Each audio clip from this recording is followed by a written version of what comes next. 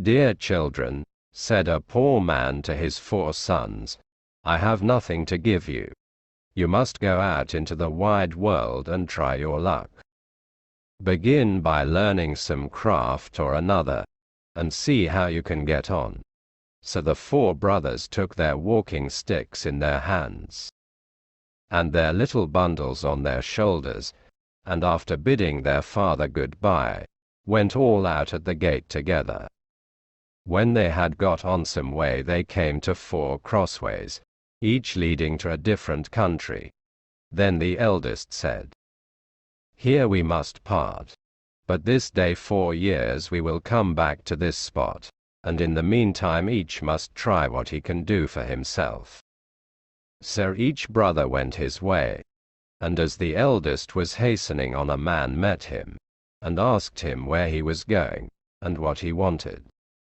"I am going to try my luck in the world, and should like to begin by learning some art or trade," answered he. "Then," said the man, "go with me, and I will teach you to become the cunningest thief that ever was." "No," said the other, "that is not an honest calling, and what can one look to earn by it in the end but the gallows?" "Oh," said the man, "you need not fear the gallows, for I will only teach you to steal what will be fair game. I meddle with nothing but what no one else can get or care anything about, and where no one can find you out." So the young man agreed to follow his trade, and he soon showed himself so clever that nothing could escape him that he had once set his mind upon. The second brother also met a man, who, when he found out what he was setting out upon, asked him what craft he meant to follow. "I do not know yet," said he. "Then come with me, and be a star-gazer. It is a noble art, for nothing can be hidden from you, when once you understand the stars." The plan pleased him much, and he soon became such a skillful star-gazer, that when he had served out his time, and wanted to leave his master, he gave him a glass, and said, "With this you can see all that is passing in the sky and on earth, and nothing can be hidden from you." The third brother met a huntsman, who took him with him, and taught him so well all that belonged to hunting, that he became very clever in the craft of the woods. And when he left his master, he gave him a bow, and said, "Whatever you shoot at with this bow you will be sure to hit." The youngest brother likewise met a man who asked him what he wished to do. "Would not you like," said he, "to be a tailor?" "Oh, no," said the young man. "Sitting cross-legged from morning to night, working backwards and forwards with a needle and goose, will never suit me." "Oh," answered the man, "that is not my sort of tailoring. Come with me, and you will learn quite another kind of craft from that." Not knowing what better to do, he came into the plan, and learned tailoring from the beginning, and when he left his master, he gave him a needle, and said, "You can sew anything with this, be it as soft as an egg or as hard as steel, and the joint will be so fine that no seam will be seen." After the space of 4 years, at the time agreed upon, the 4 brothers met at the 4 crossroads, and having welcomed each other, set off towards their father's home, where they told him all that had happened to them, and how each had learned some craft. Then, one day, as they were sitting before the house under a very high tree, the father said, "I should like to try what each of you can do in this way." So he looked up, and said to the second son, "At the top of this tree there is a chaffinch's nest. Tell me how many eggs there are in it." The star-gazer took his glass, looked up, and said, 5. "Now," said the father to the eldest son, "take away the eggs without letting the bird that is sitting upon them and hatching them know anything of what you are doing." So the cunning thief climbed up the tree, and brought away to his father the 5 eggs from under the bird. And it never saw or felt what he was doing, but kept sitting on at its ease. Then the father took the eggs, and put 1 on each corner of the table, and the 5th in the middle, and said to the huntsman, "Cut all the eggs in 2 pieces at 1 shot." The huntsman took up his bow, and at 1 shot struck all the 5 eggs as his father wished. "Now comes your turn," said he to the young tailor. "Sew the eggs and the young birds in 'em together again, so neatly that the shot shall have done 'em no harm."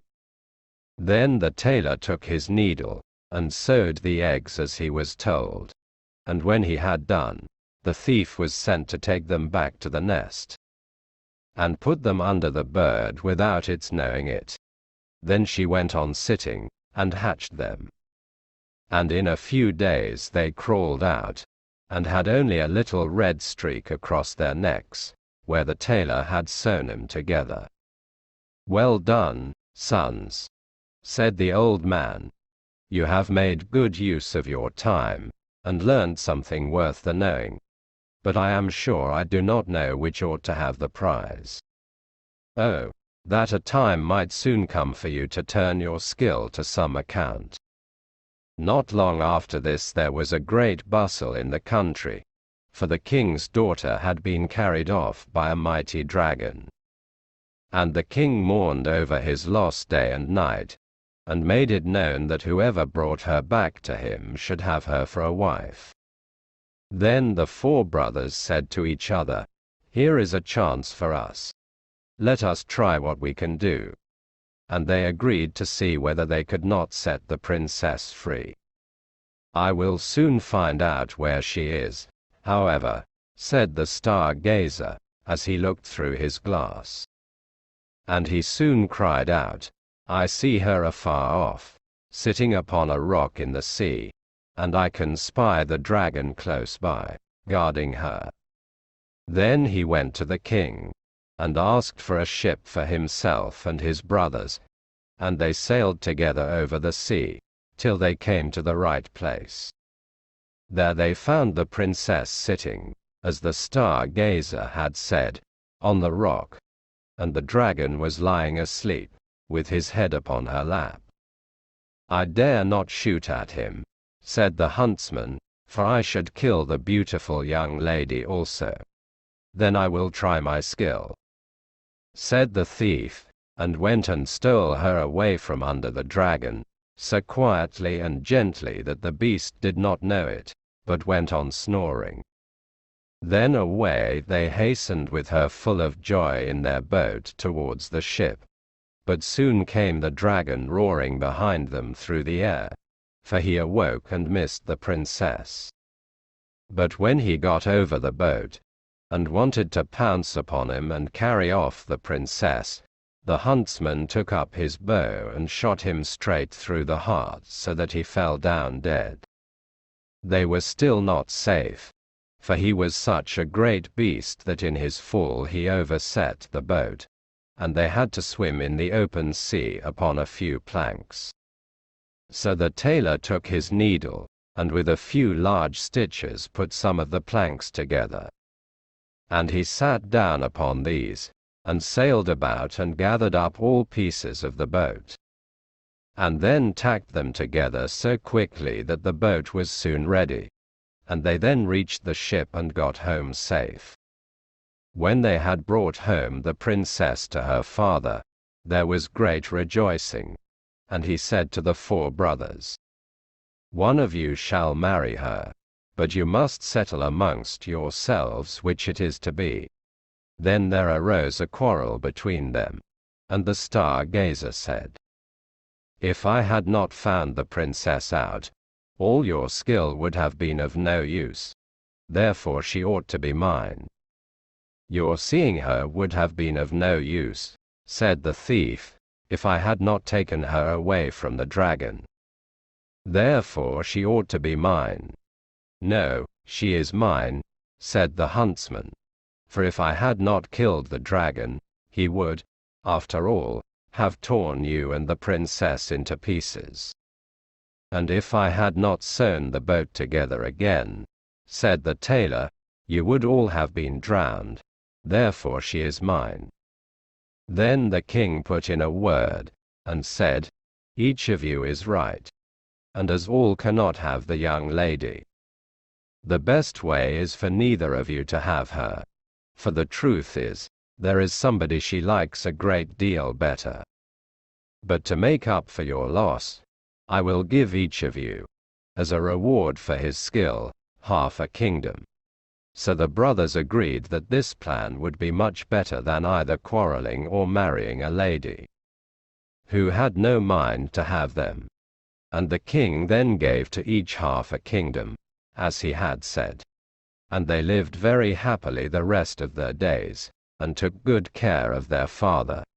And somebody took better care of the young lady than to let either the dragon or one of the craftsmen have her again.